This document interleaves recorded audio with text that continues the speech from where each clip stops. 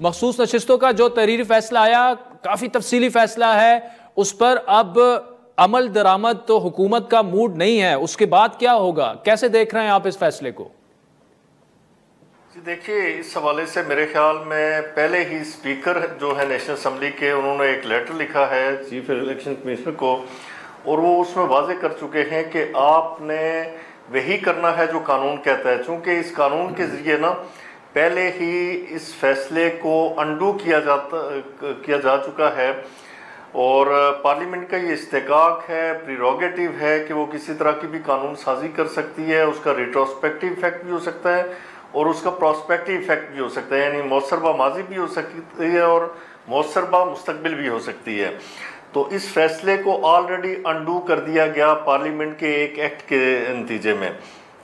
तो मैं समझता हूँ कि इसके कोई इस तरह के कंसिक्वेंसेस नहीं होंगे जिसकी वजह से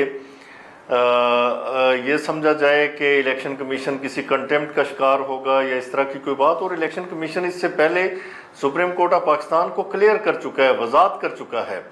और मैं समझता हूँ कि अनफॉर्चुनेटली आज का जो फैसला है ये तो डिटेल जजमेंट है, इसकी आउटलाइंस तो पहले आ गई थी, और जो शॉर्ट ऑर्डर था वो आपके भी सामने है, पूरी कौम देख चुकी है कि किस तरह से आप देखें कि कॉन्स्टिट्यूशन को रीराइट किया गया। मैं समझता हूँ कि उसका आर्टिकल 51 वो 3 दिन का टाइम देता है आज़ाद मेंबर्स को, आज़ाद जो रुकन मुंतखब होते हैं, कि वो किसी पॉलिटिकल पार्टी को ज्वाइन करें।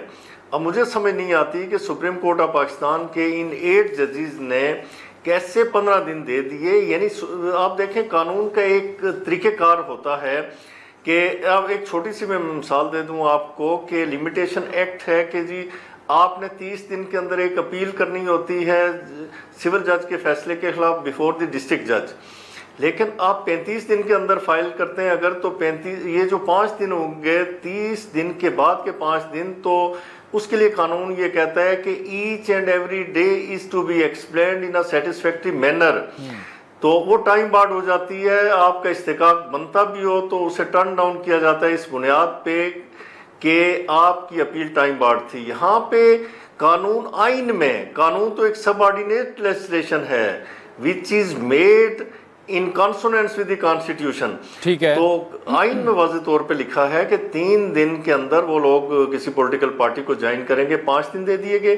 दूसरा ये हुआ कि 185 में Sunni Ittehad Council appellate jurisdiction invoke करती हुई सुप्रीम कोर्ट के सामने गई थी, लेकिन सुन्नी इत्तेहाद कौंसिल की अपील को रिजेक्ट कर दिया गया, डिसमिस कर दिया गया।